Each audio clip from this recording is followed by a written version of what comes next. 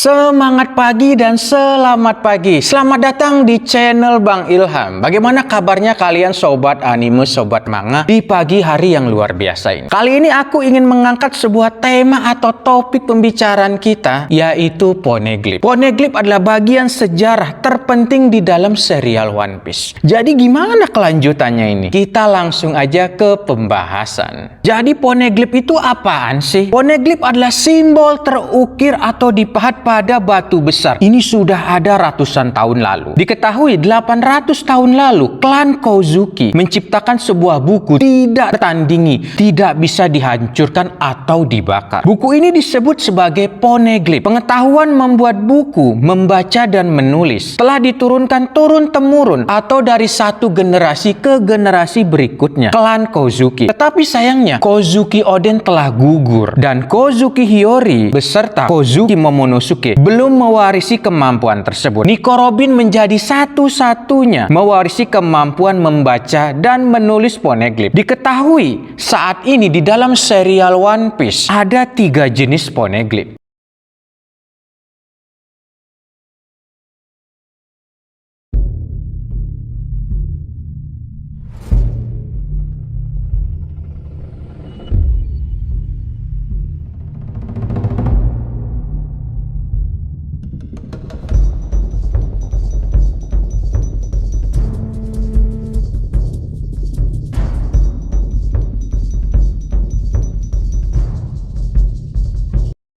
Dalam serial One Piece diketahui ada 3 jenis atau 3 bentuk Poneglyph. Yang pertama adalah Poneglyph instruksi, berisi potongan sejarah, memuat instruksi dan lokasi di mana sejarah itu dibuat. Salah satunya memuat senjata kuno seperti Pluton, Poseidon, dan Uranus atau sejarah kerajaan-kerajaan di masa lalu. Rio Poneglyph memuat sejarah asli, tidak berisi instruksi dan lokasi. Ini adalah kisah asli apa yang terjadi di abad kekosongan. Rod Poneglyph. Jika semua Poneglyph berwarna biru tua, rod Poneglyph berwarna merah. Ada 4 rod Poneglyph tersebar di penjuru dunia. Jika salinan 4 rod Poneglyph dikumpulkan, kemudian ditarik garis lurus, titik pertemuannya adalah Pulau Laftel, titik terakhir dari Grand Line. Mengapa Poneglyph dibuat? Dalam sejarah peradaban kerajaan kuno atau negara kuno sangat maju, mereka memiliki informasi penting harus dijaga dan diabadikan. Mereka menunjuk klan Kozuki sebagai juru tulis. Tapi ini baru opini aku aja. Kalau klan Kozuki adalah bagian dari kerajaan kuno tersebut. Berbicara sejarah dunia, Poneglyphs memiliki kemiripan dengan hieroglif peradaban sejarah Mesir kuno tahun 3000 sebelum Masehi. Dalam bahasa Yunani, ini disebut sebagai ukiran suci. Mereka menggunakan batu Rosetta sebagai batu tulis. Ditemukan tahun 1799 Masehi. Batu setinggi 3 kaki untuk menulis hieroglif dibutuhkan pendidikan dan sekolah khusus karena ada 700 tanda benda dan hewan berbeda. Penulis hieroglif disebut sebagai juru tulis. Tetapi dalam serial One Piece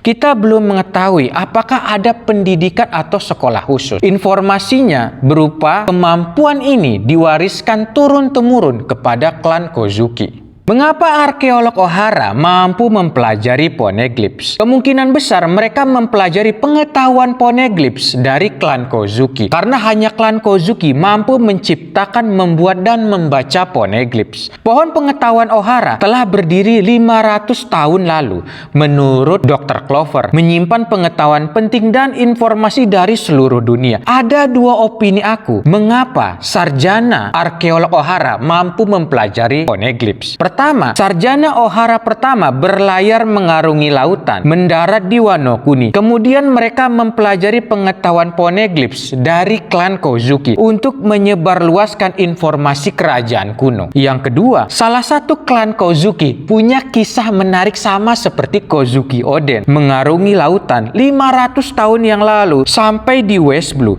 Kemudian dia mengajarkan pengetahuan Poneglyphs kepada para sarjana pertama Ohara. Setelah setelah kerajaan kuno dikalahkan agar di masa depan pengetahuan ini tidak musnah. Mengapa Gorosei tidak mengizinkan siapapun mempelajari Poneglyph? Menurut penuturan Dr. Clover pada chapter 395, sebenarnya Gorosei tidak terlalu takut dengan senjata kuno, tetapi keberadaan dan tujuan negara atau kerajaan kuno menciptakan senjata kuno tersebut menjadi ancaman pemerintah dunia. Dr. Clover dan para arkeolog sarjana O'Hara memahami di mana keberadaan kerajaan kuno tersebut, walaupun sudah tidak ada. Pemerintah dunia membunuh Dr. Clover dan para sarjana O'Hara karena jika Dr. Clover berhasil menemukan kerajaan tersebut dan menyiarkan kebenaran yang terjadi, kerajaan kuno bisa bangkit kembali, menyatukan aliansi-aliansi mereka tertidur begitu lama melawan pemerintah dunia. Mengapa Poneglyphs bisa tersebar ke seluruh penjuru dunia? Pada chapter 1084 sampai chapter 1085, Imu Sama menuturkan Nefertari di Lili adalah penyebab utama Poneglyphs tersebar ke penjuru dunia. Tetapi mengapa dia melakukannya? Menurut pandangan aku, karena kerajaan Alabasta adalah bagian dari kerajaan kuno. Setelah organisasi pemerintah dunia 800 tahun lalu berdiri, mereka mencoba merekayasa sejarah 100 tahun sebelumnya.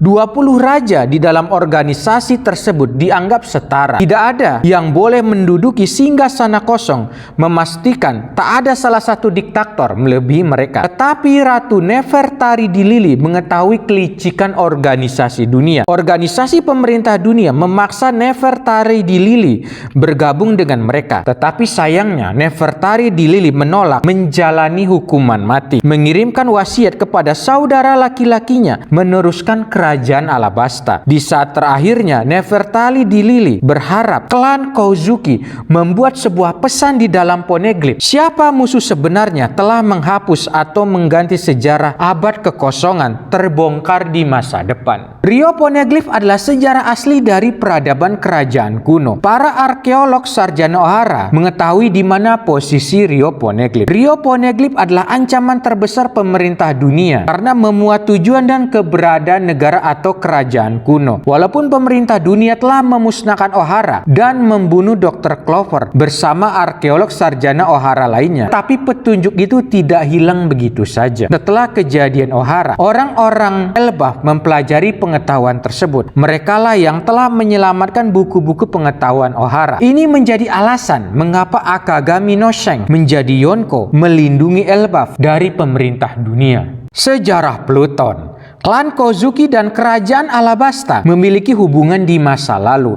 Ini terbukti dari dua instruksi Poneglyph di kerajaan Alabasta dan negara Wano Kuni saling berhubungan. Instruksi Poneglyph di Alabasta memuat informasi di mana lokasi Pluton. Instruksi Poneglyph di negara Wano Kuni memuat informasi bagaimana cara melepaskan Pluton. Pluton adalah salah satu senjata kuno. Kozuki Sukiyaki berkata, dia belum pernah melihatnya. Senjata kuno Pluton digunakan setelah melepaskan perbatasan negara Wano Kuni. Kozuki Oden meyakini 20 tahun melompat ke masa depan. Menurut ramalan Kozuki Toki, Wano Kuni akan melepaskan Pluton, membuka dan mempertemukan peradaban luar dengan Wano Kuni. Di saat itu tiba, sang pajar akan muncul dibantu oleh pengikut setia klan Kozuki, 9 sarung pedang merah. Baik sobat anime, sobat manga, terima kasih kalian telah menonton video baru aku ini. Di video selanjutnya aku akan lebih dalam mengupas tentang 3 senjata kuno dan Rod Poneglyph. Terima kasih kalian telah berkunjung dan kita akan ketemu lagi di video baru aku selanjutnya. Assalamualaikum warahmatullahi wabarakatuh.